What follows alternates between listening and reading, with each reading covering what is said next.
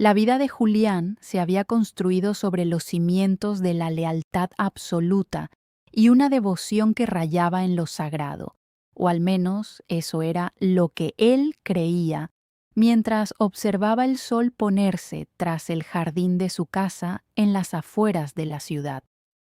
Durante 12 años, su matrimonio con Elena había sido el eje central de su existencia, una estructura que él, como arquitecto, consideraba su obra más perfecta y resistente. Tenían 2 hijas, Valeria y Mía, que eran el reflejo vivo de un amor que parecía inquebrantable y una rutina que, aunque predecible, le otorgaba una paz inmensa. Julián recordaba con nitidez los primeros años, las promesas susurradas en la penumbra de su primer apartamento y la sensación de que, mientras estuvieran juntos, el mundo exterior no podría tocarlos. Él se encargaba de los proyectos más ambiciosos en su firma para asegurarles un futuro próspero, mientras que Elena, con su carisma natural, gestionaba la vida social y el bienestar del hogar. Para todos sus conocidos, eran la pareja ideal, un modelo de estabilidad y complicidad que despertaba admiración. Sin embargo, esa perfección no era más que una fachada cuidadosamente mantenida, una estructura elegante que ocultaba termitas en sus vigas maestras, esperando el momento exacto para colapsar bajo el peso de secretos que Julián ni siquiera podía empezar a imaginar en su ingenuidad. El declive no ocurrió de golpe, sino que se manifestó a través de lo que Julián llamó más tarde las 3 grietas definitivas, señales sutiles que su corazón se negaba a procesar mientras su mente lógica intentaba racionalizarlas. La primera grieta fue el silencio digital. Elena, que siempre había sido abierta con sus dispositivos, comenzó a colocar su teléfono móvil boca abajo cada vez que él entraba en la habitación y las notificaciones, antes constantes y audibles, se volvieron silenciosas y ocultas tras códigos de seguridad que ella cambió sin previo aviso. Cuando Julián le preguntaba, ella respondía con una risa nerviosa o un ataque preventivo, acusándolo de ser controlador o paranoico. La segunda grieta fue la financiera. Julián notó discrepancias en sus cuentas conjuntas, retiros de efectivo inexplicables y facturas de hoteles en ciudades que ella supuestamente no había visitado en sus viajes de negocios como consultora de marketing. La tercera grieta, y quizás la más dolorosa, fue el desapego emocional absoluto.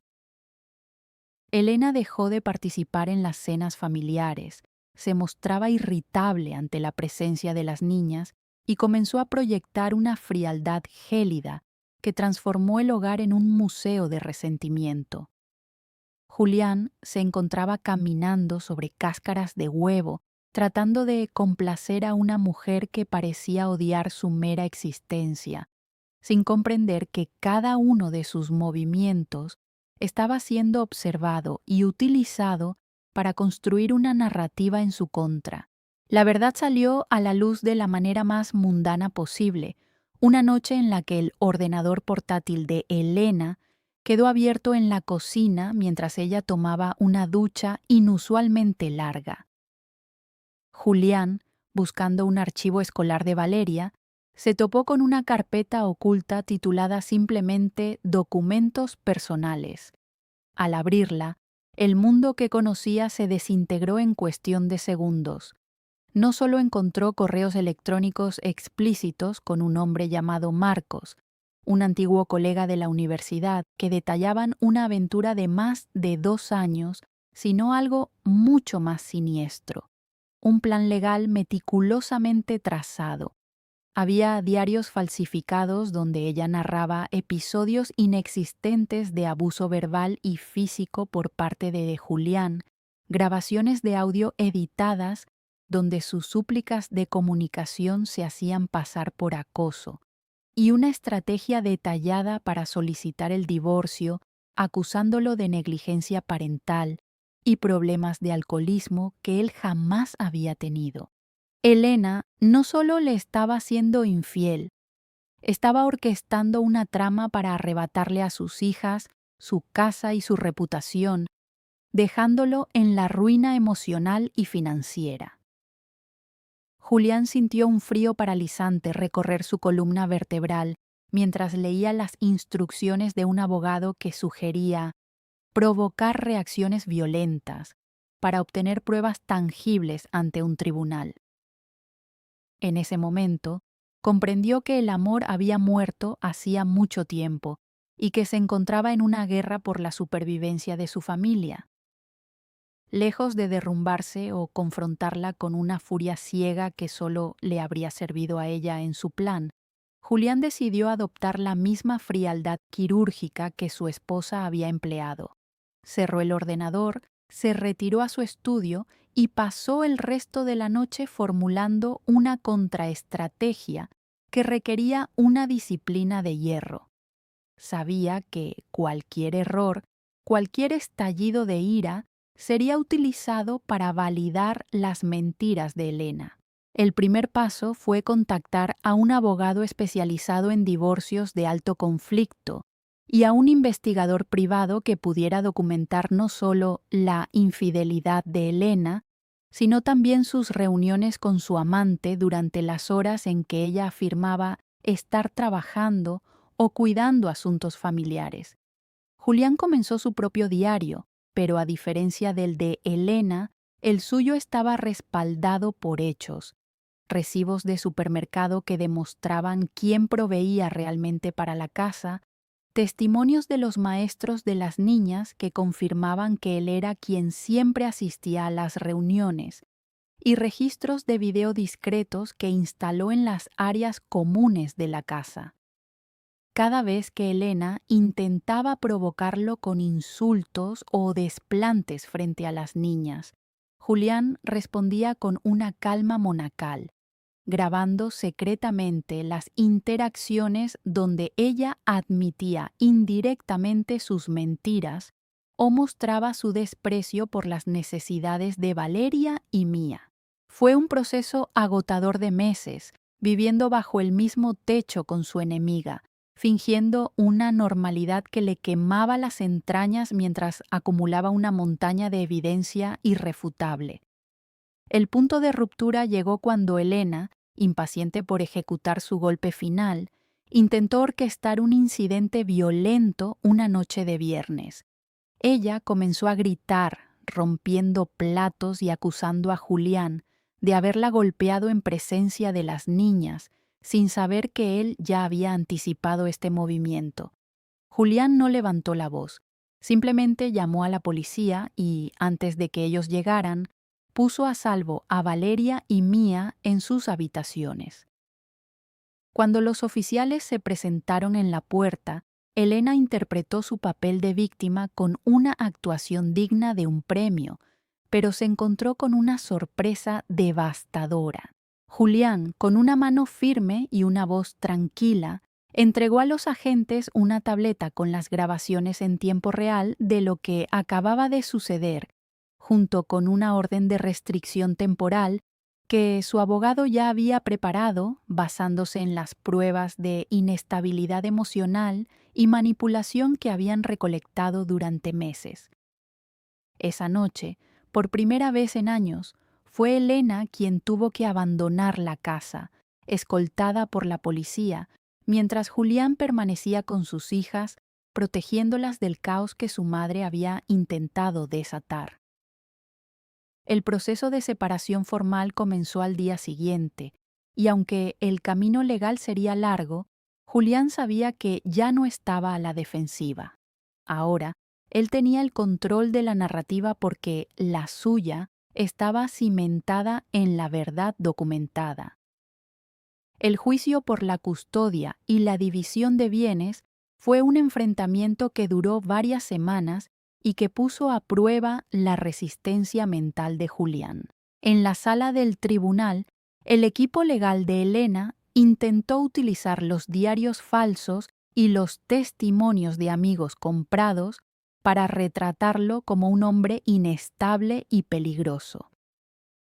Sin embargo, la estrategia de Julián fue demoledora. Su abogado presentó las pruebas del investigador privado, mostrando que Elena pasaba gran parte del tiempo que decía dedicar a sus hijas en hoteles con Marcos. Lo más impactante fue la presentación de los archivos que Julián había encontrado originalmente en el portátil de Elena, donde quedaba clara la intención de fabricar pruebas de abuso. El juez observó con creciente incredulidad cómo se desmoronaba la fachada de Elena, quien, al verse acorralada por sus propias palabras y acciones grabadas, perdió la compostura y mostró la verdadera naturaleza de su carácter volátil. Los testimonios de los peritos psicológicos también fueron cruciales. Las niñas habían expresado una conexión profunda y segura con su padre, mientras que describían a su madre como una figura ausente y a menudo aterradora. Al final, la sentencia fue clara y contundente. Julián obtuvo la custodia total de Valeria y Mía, y el tribunal dictaminó que Elena no tenía derecho a las compensaciones financieras que exigía debido a su conducta fraudulenta y estratégica durante el matrimonio. La justicia, aunque lenta, había desmantelado la red de engaños que amenazaba con destruir 3 vidas.